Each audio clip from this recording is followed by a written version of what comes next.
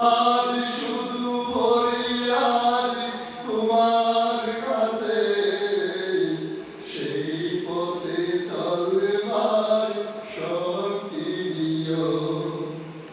মমতার বন্দরে আমায় বেঁধে সবুজ ক্ষমা করে দিও।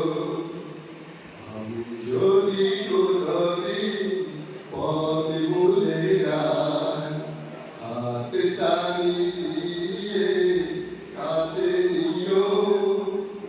মমতার বন্ধনে আমায় বেঁধে সবুজ ক্ষমা করে দিও। সবুজ ক্ষমা করে দিও।